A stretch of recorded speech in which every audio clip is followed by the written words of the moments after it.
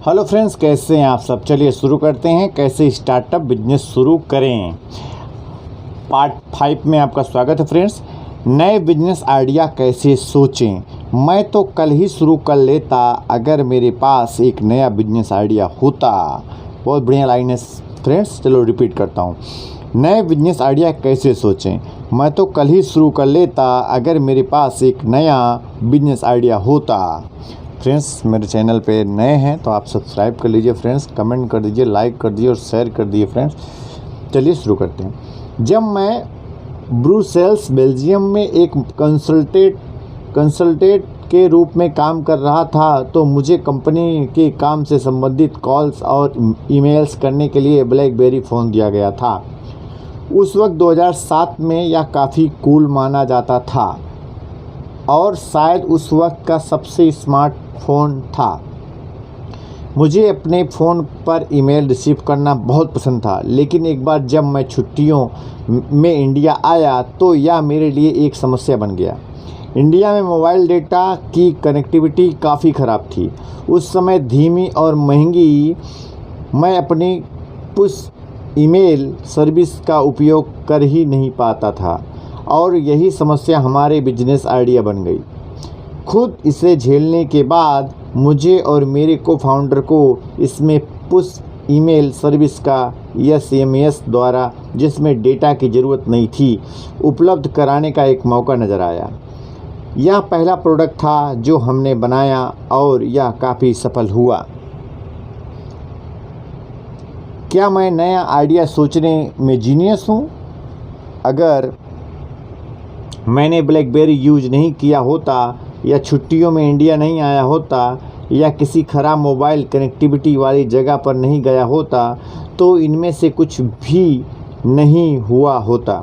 इसमें कोई संदेह नहीं कि हम सब 2 और 2 जोड़कर 4 बना सकते हैं और उससे एक जादुई कहानी लिख सकते हैं। हकीकत में हमने सिर्फ उस पर ध्यान दिया जो हमें परेशान कर रहा था। मैं तो कल ही शुरू कर लेता अगर मेरे पास एक बढ़िया बिजनेस आइडिया होता। क्या आपने कभी खुद को या अपने किसी दोस्त को यह शिकायत करते सुना है, जैसे ही मुझे $1 बिलियन वाला किलर आइडिया मिलेगा मैं तुरंत उस पर काम शुरू कर दूंगा। मैं अपना खुद का कुछ शुरू करना चाहता हूं, लेकिन समझ में नहीं आ रहा है कि क्या करूं। मुझे तो कोई अच्छे आइडिया आते ही नहीं। जो भी आइडिया मैं सोचता हूँ उस पर कोई न कोई पहले से ही काम कर रहा होता है। कोई बिल्कुल अलग और यूनिक आइडिया मिल ही नहीं रहा है। क्या आप भी इस मेरे पास कोई बिजनेस आइडिया नहीं है कि अंधेरे के जाल में फंसे हुए हैं? क्या कुछ नहीं करने के लिए या आपका भी फेवरेट बहाना है? इसमें आपका कोई दोष नहीं है। शायद आप भी यही सोचते हैं कि एक बिजनेस आइडिया सोचना बहुत मुश्किल काम है। शायद आपके दिमाग में भी इस बारे में कुछ गलतफहमियां हैं कि एक बिजनेस आइडिया होता क्या है। स्टार्टअप की सब पॉपुलर कहानियां हमें बताती हैं कि एक बिजनेस आइडिया वह होता है जो इतना क्रांतिकारी होता है कि दुनिया की तस्वीर ही बदल देता है। या फिर शायद आपको लगता है कि किसी एक भाग्यशाली दिन जब आपके सितारे बुलंदी पर होंगे तो अचानक यह आइडिया अपने आप आपके दिमाग में आ जाएगा। मैं इस समस्या को सुलझाने में आपकी मदद करने की कोशिश करता हूं। किसी बिजनेस आइडिया को चुनने के लिए 2 स्टेप होते हैं। नंबर 1, नए आइडिया सोचना। नंबर 2, उनका आकलन करना ताकि आगे बढ़ने के लिए उनमें से सबसे अच्छे आइडिया को चुना जा सके। इस अध्याय में हम पहले स्टेप के बारे में बात करेंगे, नए बिजनेस आइडिया कैसे सोचें और खुद को एक आइडिया मशीन में कैसे तब्दील करें। अगले अध्याय में हम इन आइडियो के आकलन के बारे में बात करेंगे। आइडिया कोई जादुई मिल गया वाला पल नहीं होते। बिजनेस आइडिया क्या होता है? सीधे सीधे शब्दों में या किसी समस्या का समाधान होता है। जब आप किसी बिजनेस आइडिया के बारे में सोचते हैं तो आपको किसी समस्या और उसके समाधान के बारे में सोचना होता है। हाल ही में मैंने एक कहानी पढ़ी कि एक वॉफल आयरन ने किस तरह नाइक के जूतों को इंस्पायर किया। बिजनेस इनसाइडर से साल 1971 में एक सुबह नाइक के को-फाउंडर बिल पावरमैन अपनी पत्नी के साथ नाश्ता कर रहे थे। उसी समय अचानक उनके मन में यह विचार आया कि उनकी पत्नी जिस वॉफल आयरन का उपयोग कर रही थी, उसमें जो गड्ढे थे वो दौड़ने वाले जूतों के लिए बहुत बढ़िया मोल्ड का काम करेंगे। अब इस विचार को मीडिया अपने टिपिकल तरीके से कैसे पेश करेगा? यह एक बड़ा ही क्रांतिकारी आइडिया था। बिल जीनियस था, सिर्फ वही ऐसा बढ़िया आइडिया सोच सकता था। यह सब एक जादुई मिल गया पल में हुआ। इसे पूरी तरह गलत नहीं कहा जा सकता, लेकिन यह पूरी तरह सही भी नहीं है। असल में जो हुआ वह यह था, पावरमैन ने जॉगिंग की सबसे बढ़िया तरीकों को समझने, एथलीट जूतों के डिज़ाइनर में सुधार करने और यहाँ तक कि दौड़ने का एक किताब लिखने का करीब 1 दशक बिताया। यह सब एक आइडिया के आने से सालों पहले से चल रहा था। उसने एक बिजनेस पार्टनर के साथ एक टीम बना रखी थी जिसके पास बिजनेस में मास्टर्स की डिग्री थी और वह दौड़ के जूतों के बाज़ार में अच्छी समझ रखता था। वो दोनों इस फील्ड में उससे पहले ही करीब $30 लाख कमा चुके थे। जब बिल को अपना यह पहला जूता डिज़ाइन करने का आइडिया आया और उसने यह बिजनेस शुरू किया जिसे हम नाइक के नाम से जानते हैं, हो सकता है आपके दिमाग में भी और लोगों की तरह जादू से सब काम हो जाने वाली एक तस्वीर मौजूद हो, बिल्कुल किसी फिल्मी सीन की तरह। एक आदमी पार्क में घूम रहा है या एक पेड़ के नीचे बैठा है या नहा रहा है और तभी अचानक उसके एक बढ़िया आइडिया आ जाता है। वह अगले दिन से ही वह बिजनेस पे काम शुरू कर देता है और कुछ ही दिनों में बन जाता है अरबपति, न लखपति न करोड़पति, सीधे अरबपति। कितनी अच्छी कहानी है। ऐसी पॉपुलर कहानियाँ छोटी चीज़ों पर ध्यान नहीं देती, उन्हें ऐसे बनाया जाता है जानबूझकर। क्यों? क्योंकि जब तक किसी कहानी में वह जादुई मिल गया वाला पल नहीं होगा तो उसे पढ़ेगा कौन? इसीलिए ये कहानियाँ कभी भी एक आइडिया आने से पहले 5 साल तक उस विषय पर काम करने के संघर्ष के बारे में नहीं बताती। आइडिया कैसे सोचें? अधिकतर आइडिया चीज़ों को लंबे समय तक बारीकी से देखने, समझने और व्यक्तिगत या प्रोफेशनल अनुभवों से आते हैं। इन अनुभवों के कारण ही आप एक के बाद एक कड़ियाँ जोड़कर नए समाधान सोच सकते हैं। आइडिया कुछ ऐसी तकनीकें सीखते हैं जिनमें आप समस्याओं को पहचानने के द्वारा इन बिजनेस आइडिया सोचना शुरू कर सकते हैं। नंबर 1, रोज़मर्रा की ज़िंदगी में आपका या आपके दोस्त परिवार वालों को सामने आने वाली समस्याएं। नंबर 2, कार्यस्थल या आपकी रुचि के किसी अन्य क्षेत्र में आने वाली समस्याएं। नंबर 3, दुनिया के किसी और हिस्से में सुलझाई जा रही समस्याएं। नंबर 4, लेटेस्ट ट्रेड में आगे रहने वाली कंपनियों के सामने आ रही समस्याएं। नंबर 1, रोज़मर्रा की ज़िंदगी में आपके या आपके परिवार या दोस्तों के सामने आने वाली समस्याएं। इस पे देखते हैं क्या है। क्या आपको लगातार दुनिया के बारे में शिकायत करने की आदत है? क्या आपको अपनी लाइफ में हर दिन एक नई प्रॉब्लम खड़ी दिखाई देती है? आमतौर पर जिन उत्पादों का आप उपयोग करते हैं और जो सेवाएं आपको मिलती हैं, क्या आप अक्सर उनसे असंतुष्ट रहते हैं? जब भी आपके मन में किसी चीज़ के बारे में शिकायत पैदा हो, उसकी बात ध्यान से सुनें। अपने एक समस्या को पहचान की, अब उसको सिर्फ उसका समाधान ढूंढने की ज़रूरत है। समस्या को तुरंत कहीं नोट कर लें। क्या आपका दिमाग कुछ इस तरह की बात कह रहा है, मुझे यह समझ नहीं आता कि हम इस काम को कभी भी इस तरह क्यों नहीं करते।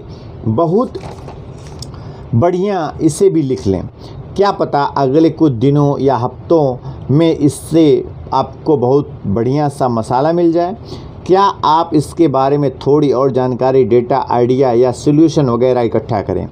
सन 2008 में 4 स्टूडेंट ने अपनी चश्मे बदलने की सोची, लेकिन चश्मों की कीमतें इतनी ऊंची थी कि वो चाहकर भी उन्हें बदल नहीं पाए।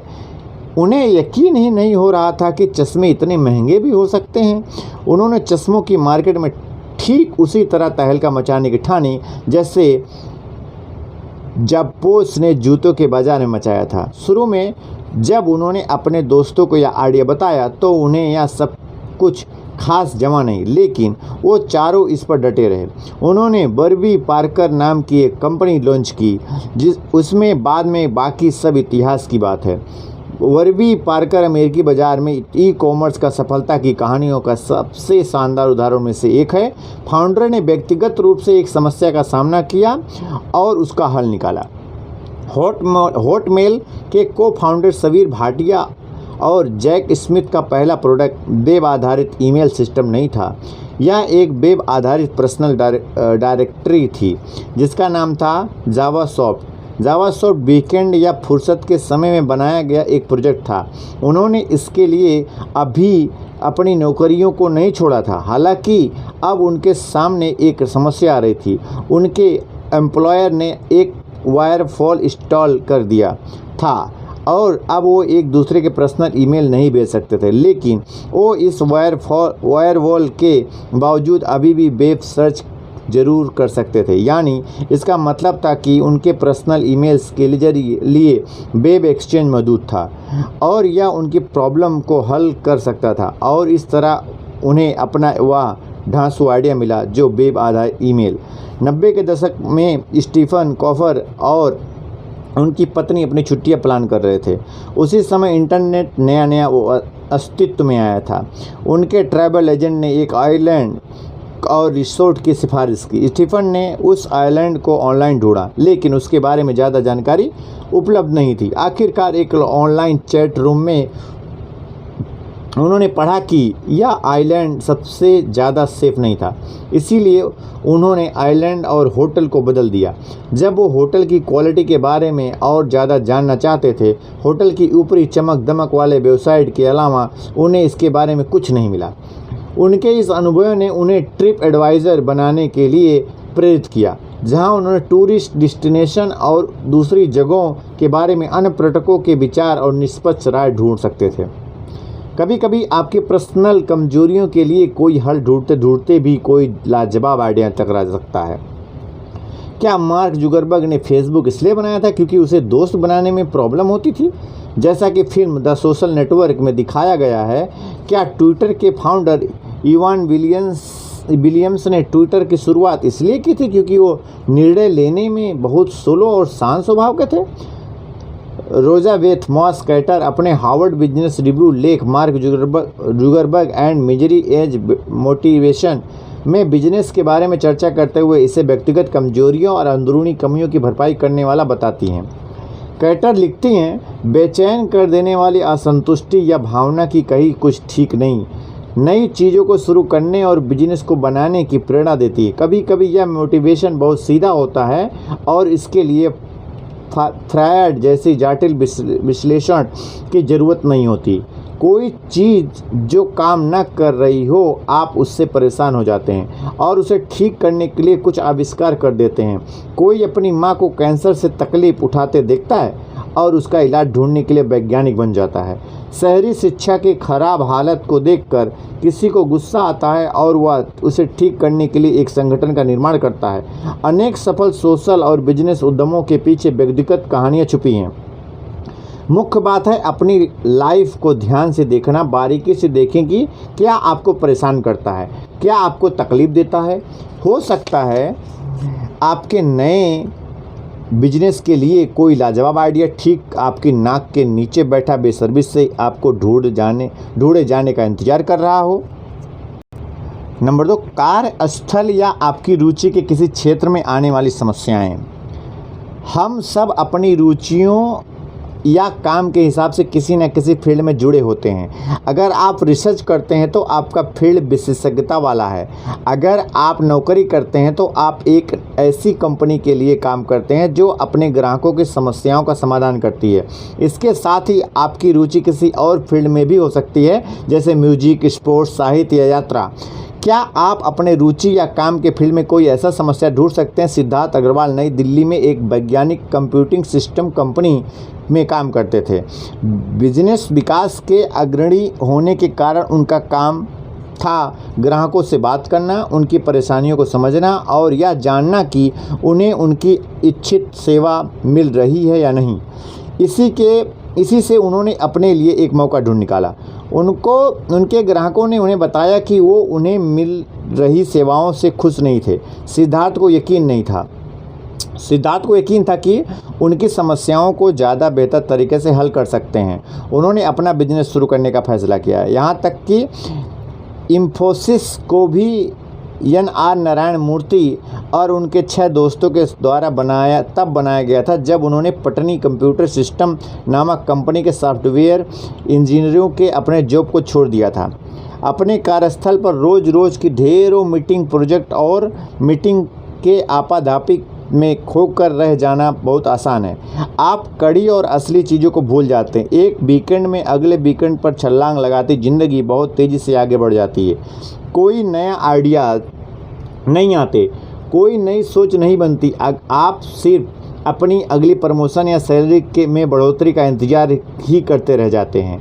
तो ऐसा क्या है जिसमें आप अलग तरीक़ों से कर सकते हैं? आप एक ग्राहक केंद्रित नज़रिया अपना सकते हैं। सबसे पहले आपको उन समस्याओं को समझें जिन्हें आपकी कंपनी हल करती है। दूसरा, यह समझें कि उसके बारे में ग्राहक क्या सोचते हैं और क्या चाहते हैं। आप अपने सैलरी वाले जॉब में भी अभी तुरंत यह करना शुरू कर सकते हैं। या कुछ उदाहरण दिए गए हैं। एक प्रोग्रामर के रूप में आप कंपनी द्वारा सिर्फ कोड लिखने के लिए काम पर नहीं रखे गए थे। आपको सॉफ्टवेयर के माध्यम से ग्राहकों की एक अधिक ज़रूरतों को पूरा करने के लिए काम पर रखा गया था। अगर आप रिसर्च एनालिस्ट हैं तो कंपनी ने आपको मुश्किल एक्सेल वर्कशीट्स बनाने के लिए काम पर नहीं रखा था। आपको अपने ग्राहकों को बिजनेस से संबंधित समस्याओं का बढ़िया एनालिसिस करने और उसके अक्लमंदी भरे जवाब ढूंढने के लिए रखा गया था। अगर आप एक रिटेल कंपनी में लॉजिस्टिक्स के इंचार्ज हैं तो आपको लॉजिस्टिक को चलाने के लिए नहीं रखा गया था। आपको अपने ग्राहकों को सबसे बढ़िया डिलीवरी टाइम्स उपलब्ध कराने के लिए रखा गया था। अब ज़रा इस पर ध्यान दें। क्या आपकी कंपनी ग्राहकों को उनकी मनपसंद सेवाएं दे पा रही हैं? क्या आप इसे बेहतर कर सकते हैं? क्या आप इसे कम रेट पर कर सकते हैं? क्या आप अपने ग्राहकों के लिए पुरानी चीज़ों को नए और ज़्यादा बेहतर तरीक़ों से कर सकते हैं? उदाहरण के तौर पर एक ई-कॉमर्स साइट से सामान खरीदने वाला ग्राहक सबसे ज़्यादा खुश होता है अगर उसे नंबर 1 अपने ऑर्डर की डिलीवरी 24 घंटे के अंदर मिल जाती है। नंबर 2 जो उन्होंने ऑर्डर किया था ठीक वही सामान मिलता है। नंबर 3 बिना ज़्यादा मेहनत किए सामान वापसी की सुविधा मिलती है। नंबर 4 तुरंत रिफंड की सुविधा मिलती है। नंबर 5 उनकी समस्याओं को सिर्फ एक फ़ोन कॉल के द्वारा 10 मिनट या उससे भी कम में सुलझाया जा सकता है। अगर आप एक ई-कॉमर्स कंपनी के लिए काम करते हैं तो क्या आपकी कंपनी ग्राहक की संतुष्टि और खुशी के लिए इन सब बातों पर ध्यान रख रही है? क्या आपकी प्रतियोगी कंपनियों का ये काम कर रही है? क्या दुनिया के किसी भी कोने में कोई और ई-कॉमर्स खिलाड़ी यह काम कर रहा है? यदि हाँ, तो इसका अर्थ है कि इसे करना संभव है। यह सब सोचने से जल्दी आप पाएंगे कि धीरे धीरे आपको नए नए आइडियाज़ आने शुरू हो जाएंगे। हो सकता है कि उन्हीं में से आपको एक स्टार्टअप की नींव बन जाए। अपनी कंपनी के भीतर ही अपनी मानसिकता और अपने शिक्षित का विस्तार करने की कोशिश करें। उसके प्रोडक्ट और ग्राहकों के बारे में ज़्यादा जानने की कोशिश करें। जब भी मौका मिले ग्राहकों से बात करें, जहाँ भी और जैसे भी। पार्टनर्स के साथ बात करें और अपना नेटवर्क बनाएं। अपने जॉब और काम तक ही सीमित ना रहें। अंतिम उपभोक्ता तक अपनी कीमती उत्पाद या सेवा को पहुंचाने के लिए जिन दूसरे कामों की ज़रूरत होती है उन्हें भी सीखें। कंपनी के दूसरे विभागों के लोगों से बात करें। इसके लिए लंच ब्रेक और किसी मीटिंग से पहले या बाद का समय बढ़िया रहेगा। अगर आप एक इंजीनियर हैं तो मार्केटिंग और सेल्स के बारे में सीखें। अगर आप ग्राहक सेवा विभाग में हैं तो प्रोडक्ट डिजाइनरों से बात करें। अगर आप मार्केटिंग के स्पेशलिस्ट हैं तो सेल्स और कस्टमर सर्विस वालों बंदों से उनके काम के बारे में अक्सर बातचीत करते रहें।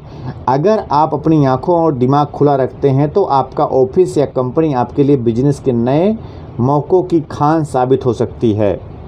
नंबर 3 दुनिया के किसी और हिस्से से सुलझाई जा रही समस्याएं। क्या कोई ऐसी समस्याएं हैं जो दुनिया के किसी और हिस्से में तो हल की जा रही है लेकिन आपके बाज़ार या में अभी ऐसा नहीं हो रहा है? अगर आप ऐसे एक समस्या ढूंढ पाते हैं तो आपको इससे कई फ़ायदे हो सकते हैं। पहला फ़ायदा यह कि आप यह आइडिया पहले ही ग्राहकों पर टेस्ट किया जा चुका है। अगर दुनिया के किसी हिस्से में कोई चीज़ काम कर रही है और बिक रही है तो बहुत संभावना है कि वह दुनिया के दूसरे हिस्सों में भी काम करेगी। बेशक इसे लोकल ज़रूरतें और प्राथमिकताओं के हिसाब से कस्टमाइज तो करना ही पड़ेगा। उसके बहुत से उदाहरण हो सकते हैं। फास्ट फूड चेन, कपड़ों के ब्रांड, कोको कोला जैसे पेय पदार्थ। दूसरे उसके लिए पैसा जुटाना ज़्यादा आसान होगा। निवेशकों को किसी भी विचार के लिए प्रूफ बहुत पसंद होते हैं और एक वास्तव में चल रहे बिजनेस के बेहतर प्रूफ क्या हो सकता है। अगर उदाहरण देने के लिए एक ओरिजिनल कंपनी मौजूद हो तो आइडिया का ऊबर, इंडिया का पेपैल जैसी टर्म्स को समझना और समझ जाना ज़्यादा आसान हो जाता है। स्नैपडील को इंडिया के ग्रूपॉन के रूप में लॉन्च किया गया था। बाद में इसने सही अर्थों में एक ई-कॉमर्स खिलाड़ी बनने के लिए अपने बिजनेस मॉडल को बदलाव किया। फास्ट फूड रेस्टोरेंट की एक चेन जंबो किंग मुंबई के एक खास लोकल आइटम वड़ा पाव की स्पेशलिस्ट थी जो मैकडॉनल्ड और बर्गर किंग से प्रेरित थी। पारंपरिक रूप से बिजनेस की क्रांतियां पश्चिम से पूर्व की तरफ आती रही हैं, लेकिन हाल ही में यह संतुलन पहले ही बेहतर हुआ और पूर्व में शुरू होकर नहीं। नई चीज़ों पश्चिम की तरफ फैल रही हैं, जैसे सस्ते स्मार्टफोन और कैश ऑन डिलीवरी। दुनिया भर में चल रहे ट्रेड्स पर बारीकी पर नज़र रखें, क्या पता इनमें से कोई और लोकल क्रेज बन जाए। और अगर आप तेज़ी से निर्णय लेते हुए काम करें तो पलक झपकते ही आप उस क्षेत्र के महत्वपूर्ण खिलाड़ी बन सकते हैं। नंबर 4, लेटेस्ट ट्रेंड में आगे रहने वाली कंपनियों के सामने आ रही समस्याएं। गोल्ड रश के ज़माने में असली पैसा खानों की खुदाई करने वालों ने नहीं बल्कि सामान उपलब्ध कराने वालों ने कमाया था। जरा औजारों और बाकी ज़रूरी सामान की सप्लाई के बारे में सोचें। खाने की सप्लाई, कपड़ों और भारी बूट्स के सेल्स, टेंट और कंबल, घोड़ों के लिए खाना, मजदूरों के लिए शराब और तो आसपास के इलाकों में खुद मजदूरों की सप्लाई, सोने की खानों की खुदाई के जुड़े कारोबारों की लिस्ट बहुत लंबी थी। गोल्ड रश के उन दिनों में इतनी ढेर सी चीज़ों की ज़रूरत थी। उस दिन चैन के काम करने वाले लोगों ने उन कुछ सालों में अपनी पूरी ज़िंदगी कहीं ज़्यादा पैसा कमा लिया था। मैं इंडिया के कोटा नामक शहर से हूँ, जो विभिन्न भारतीय प्रतियोगिता परीक्षाओं के स्टूडेंट की तैयारी करवाने वाले कई प्रसिद्ध इंस्टीट्यूट के लिए जाना जाता है। वर्ष 2000 के आसपास ऐसे इंस्टीट्यूट्स और स्टूडेंट्स की संख्या में अचानक बहुत तेज़ी से बढ़ोतरी होने शुरू हो गई। बहुत से नए इंस्टीट्यूट बने, कुछ खत्म हो गए, लेकिन इनमें से अधिकतर फले फूले और सफल रहे। इस लहर के साथ बहुत से दूसरे लोगों ने मोटा पैसा बनाया। उन घरों के मालिकों ने जिन्होंने अपने घरों को हॉस्टल में तब्दील कर दिया, वो रेस्टोरेंट के मालिक जिन्होंने हॉस्टल के किचन शुरू किए, किताबों की दुकानों के मालिक, फल बेचने वाले, सिनेमा हॉल आदि। इस लहर के कारण पूरे शहर की इकोनॉमी में ऊंचा उछाल आया। मैं इस कैस्केडिंग प्रभाव का बिजनेस आइडियाज़ कहता हूँ। नए ट्रेड या लहरें, internet, mobile, social, e commerce, चीज़ों का इंटरनेट, आर्टिफिशियल इंटेलिजेंस आदि नए नए मौके पैदा करते हैं। इस तरह लहरें उनमें जुड़े कई दूसरे व्यापारों में भी उछाल ले आती है। ई कॉमर्स का हाल उदाहरण लेते हैं। ई कॉमर्स कंपनियां वेयर हाउसिंग, लॉजिस्टिक और शिपिंग की ज़रूरत पड़ती है। वेयर हाउसिंग कंपनियों का रियल इस्टेट, कंस्ट्रक्शन, सॉफ्टवेयर और संचालन में मदद की ज़रूरत होती है। कंस्ट्रक्शन कंपनियों में सीमेंट और लेबर की ज़रूरत होती है। लॉजिस्टिक कंपनियों में ट्रकों की ज़रूरत होती है।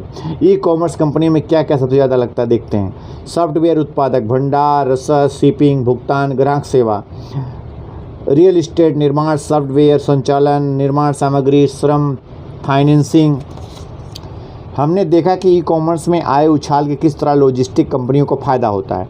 साहिल बारुआ और मोहित टंडन ने ई कॉमर्स खिलाड़ियों के लिए लॉजिस्टिक की एक शाखा के रूप में डिलीवरी का सेटअप किया और उन्हें इस काम में अभूतपूर्व सफलता मिली। किसी भी एक विकसित हो रही इंडस्ट्रीज या ट्रेड को पकड़ लीजिए और उनके पास सिरे से एक दूसरे सिरे तक उसकी पूरी वैल्यू चेन को समझने की कोशिश कीजिए। हो सकता है आपको कोई ऐसा खुला सिरा नज़र आ जाए जो आप ही का इंतज़ार कर रहा हो। आइडिया बनाते हैं। अगर आपके पास अभी तक कोई बिजनेस आइडिया नहीं है तो इस पर सक्रिय रूप से काम करना शुरू करें। रिवॉल्यूशन लाने की तो सोचे पर एवोल्यूशन को ना भूलें। ऐसे उदाहरणों की कमी नहीं है जहां नए स्टार्टअप्स ने बिजनेस के क्षेत्र में धूम मचा दी। गूगल ने सर्च के क्षेत्र में क्रांति पैदा की। अमेजॉन, फ्लिपकार्ट और स्नैपडील ने रिटेल के क्षेत्र में तहलका मचा दिया। उबर ने प्राइवेट ट्रांसपोर्ट के चेहरा ही बदल दिया और हाउसिंग.com और OLX ने रियल इस्टेट के बिजनेस में झंडे गाड़ दिए। ऐसे ही ना जाने कितने और नाम हैं। अपना स्टार्टअप शुरू करने का सपना देखने वाला हर को फाउंडर इस लिस्ट में अपना नाम जोड़े जाने की चाहत रखता है। हालांकि मैं आपको बड़ा सोचने के लिए प्रोत्साहित कर रहा हूं, लेकिन अगले बड़े क्रांतिकारी विचार को सोचना काफ़ी मुश्किल और दबाव भरा काम है और कभी कभी इसकी ज़रूरत भी नहीं होती। या ना भूलें कि आपका बिजनेस आइडिया किसी मौजूदा समस्या के लिए एक साधारण लेकिन पहले से बेहतर समाधान भी हो सकता है। दूसरे शब्दों में, अगर आप किसी पहले मौजूद उत्पादक या सेवा ज़्यादा तेज़, ज़्यादा सस्ती या ज़्यादा बेहतर ग्राहक अनुभव के साथ बाज़ार में ला सकते हैं तो बहुत जल्द आपको इस बिजनेस में बड़ी सफलता प्राप्त हो सकती है। एप्पल को ही देख लीजिए। एप्पल ने वॉकमैन, आईपॉड या स्मार्टफोन आईफोन का आविष्कार नहीं किया था। वॉकमैन काफ़ी समय से बाज़ार में मौजूद था। एप्पल ने आईपॉड लॉन्च करके पूरी बाजी पलट दी। आईपॉड उस समय मौजूद दूसरे प्रोडक्ट से कई गुना बेहतर था। उसी तरह आईफोन के आने से काफ़ी समय पहले स्मार्टफोन बाज़ार में मौजूद थे। एप्पल ने आईफोन के लॉन्च के साथ यूजर एक्सपीरियंस को नाटकीय तरीके से बेहतर बनाकर बाजार में तहलका मचा दिया। स्मार्टफोन के ही फील्ड का एक उदाहरण ले मैक्रोमैक्स। यह कम कीमत वाले स्मार्टफोन बनाने वाली एक भारतीय कंपनी है। इसने ऐसे स्मार्टफोन निकाले जो बाजार में मौजूदा दूसरे फ़ोनों में से 20-30% तक सस्ते थे। इसने करोड़ों नए ग्राहक के लिए स्मार्टफोन का खरीदना संभव बना दिया था। किसी सर्विस को कम दाम पर पेश करने के लिए बिजनेस ने मॉडल में बदलाव लाना कुछ जानी पहचानी सी कंपनी लगती है ना। इंडियन सॉफ्टवेयर इंडस्ट्रीज़ इसी कॉन्सेप्ट पर बनी है। वही हाल चाइना की मैन्युफैक्चरिंग इंडस्ट्रीज़ का है। अपने शहर या अपने आस पड़ोस को ध्यान से देखिए। अमीर बिजनेसमैन कौन है? शायद आप देखेंगे कि यह सब वो लोग हैं जो पुराने पारंपरिक कारोबारों में लगे हैं। रियल एस्टेट, कपड़े, फूड या पेय पदार्थ, ये लोग मौजूदा समस्याओं का अलग अलग तरीक़ों से सुलझा रहे हैं। शायद आप अपने किन्हीं कारोबारों के पारंपरिक कारोबारियों को जाना पसंद ना करें, इससे कोई बुराई भी नहीं है, लेकिन अगर आप अपने माइंडसेट में एक छोटा सा बदलाव कर पाएँ तो मैं शर्त लगाकर कह सकता हूँ कि आपके सामने अवसरों की एक पूरी नई दुनिया खुल जाएगी। इसे आदत बना लें। रिजोल्यूशन काम नहीं करते, आदतें काम करती हैं। अगर आप नए आइडिया सोचने के बारे में गंभीर हैं तो आपको इसे आदत बनाना होगा। हर रोज़ कम से कम 2 नए बिजनेस आइडिया लिखने की आदत बनाएं। इसके लिए एक कॉपी बना लें और अपने फ़ोन के नोटपैड पर इन्हें लिखें। अपने फ़ोन पर इसके लिए रोज़ का रिमाइंडर सेट करें। कोई हैबिट ऐप डाउनलोड कर लें।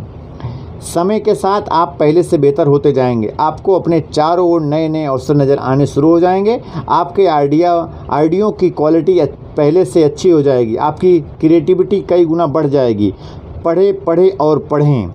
पढ़ना दिमाग के लिए सबसे अच्छी खुराक है। अपने सामने मौजूदा संभावनाओं को सुलझाने के सराहने के लिए आपको लगातार नई नई चीज़ों को जानने की ज़रूरत होती है और इसके लिए ज़रूरी है पढ़ने के द्वारा खुद की नॉलेज रिसर्च के बारे में अपडेट रखना। अपने अंदर पढ़ने की आदत का विकास करें। बिजनेस और इकोनॉमी से लेकर बिजनेस और मैनेजमेंट गुरुओं के ब्लॉग्स, इंडस्ट्रीज़ के लेटेस्ट खबरों, स्टार्टअप सफलताओं की कहानियाँ, VC निवेशकों और बिजनेस टॉक आदि सब कुछ प्रोग्रेसिव तरीके से पढ़ें। पढ़ना शुरू करने से पहले उस विषय पर जितना आप पहले से जानते हैं उसके बारे में सोचने में कुछ पल बिताएं। ऐसा करने के बाद आप जब कुछ पढ़ेंगे तो उससे ज़्यादा बेहतर तरीके से प्रोसेस कर पाएंगे और लंबे समय तक उसमें दिमाग रख पाएंगे। लोगों से मिलें। अकेलापन में नए विचार नहीं आते। मेरा सुझाव है कि आप लोगों का एक नेटवर्क खड़ा करें। अच्छा होगा यदि इस नेटवर्क में अलग अलग बैकग्राउंड और विशेषज्ञता वाले लोग शामिल हों। नए बिजनेस शुरू करने के लिए आप जितने ही प्रेरित वक्त बिताएंगे उतना ही अधिक आप सीखेंगे, समझेंगे और अपनी सोच का दायरा बढ़ा पाएंगे। कारोबारियों से उनके अनुभव के बारे में बात करें। उनसे पूछें कि उन्हें उनके वाला आइडिया कैसे आया था, उन्हें किन समस्याओं का सामना करना पड़ा था। पता लगाएं कि आपको मार्गदर्शक कौन थे। जब भी आप उनसे बात करेंगे या उनकी बात सुनेंगे, आप नई नई चीज़ों सीखेंगे। स्टार्टअप के बारे में एक नए तरीके से सोचना सीखेंगे। जीवन के बारे में आप नए तरीके से सोचना सीखेंगे। रिकैप: कारोबार करने की इच्छा रखने वाले लोग अक्सर शुरू करने के लिए कोई नया आइडिया नहीं सूझ रहा, ये अंधेरे जाल में फंसकर रह जाते हैं। इससे निकलने का रास्ता है। एक बिजनेस आइडिया सिर्फ एक समस्या का समाधान होता है। आइडिया सोचने के लिए आपको समस्याओं के बारे में सोचना चाहिए। आइडिया कोई जादुई मिल गया वाला पल नहीं होते। अधिकतर सफल आइडिया सालों के अनुभव और चीज़ों को ध्यानपूर्वक देखने और समस्या को समझने की आदत से इसे ध्यान से देखें। नंबर 1, रोज़मर्रा की ज़िंदगी में आपके खुद के या दोस्तों परिवार वाले के सामने वाली समस्या। वेरबी पार्कर के फाउंडर को खुद महंगे चश्मों की समस्या से संघर्ष कर रहे थे। नंबर 2, कार्यस्थल या आपकी रुचि किसी अन्य क्षेत्र में आने वाली समस्याओं। नारायण मूर्ति को पटनी कंप्यूटर सिस्टम से आने वाले जॉब में ही एक नया मौका दिखाई दिया था। नंबर 3, दुनिया के दूसरे हिस्सों में हाल की जा रही समस्याओं। स्नैपडील को अमेरिका के ग्रो अप से प्रेरणा लेकर बनाया गया था। नंबर 4, लेटेस्ट ट्रेंड में आगे रहने वाली कंपनियों के सामने आने वाली समस्याएं। ई कॉमर्स कंपनियों के लिए लॉजिस्टिक सेवाएं बेहतर बनाने के लिए डिलीवरी का जन्म हुआ। अक्सर आप किसी समस्याओं के बारे में तो जान लेते हैं, लेकिन असल में आपको ज़रूरत है उसके लिए क्रांतिकारी समाधानों को सोचने की। बहुत से समाधान पहले ही उपलब्ध हो सकते हैं। चीज़ों को बेहतर तरीके से आईफोन और सस्ते तरीके से मैक्रोमैक्स करने के बारे में सोचें। और आखिरी लेकिन सबसे ज़रूरी बात, आइडिया सोचने और लिखने की एक आदत बना लें। एक डायरी रखें, जितना पढ़ सकते हैं पढ़ें और लोगों से मिलें, बातचीत करें। अंत में, अगर आप स्कूल या कॉलेज में पढ़ रहे हैं और बिजनेसमैन बनने की चाह रखते हैं, समस्याओं और उनके समाधानों के बारे में सोचना शुरू करें। इसे एक आदत बना लें, पढ़ें, बात करें और लोगों से जुड़ें। अंत में इन सबको नोट करें। शुक्रवार की रात 2 पैक के बाद टाइप के 20-30 की उम्र वाले असंतुष्ट बिजनेसमैन।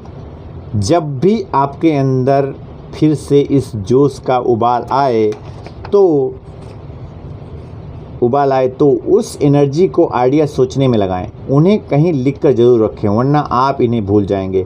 बहुत संभावना है कि आप कोई जॉब कर रहे होंगे तो इन समस्याओं को आप पहले से ही अपने ग्राहकों के लिए हल कर रहे हैं। उन पर फोकस करें और सोचें कि आप इस काम को बेहतर कैसे कर सकते हैं। जल्दी अपना बिजनेस शुरू करने के लिए पूरी तरह तैयार बिजनेसमैन। उम्मीद है अब तक आपके पास कोई आइडिया तैयार हो चुका होगा। हम अगले अध्याय में अगले आकलन के बारे में बात करेंगे। सुनिश्चित करेंगे अपने इस आइडिया को अच्छी तरह ठोक बजाकर परख लिया है।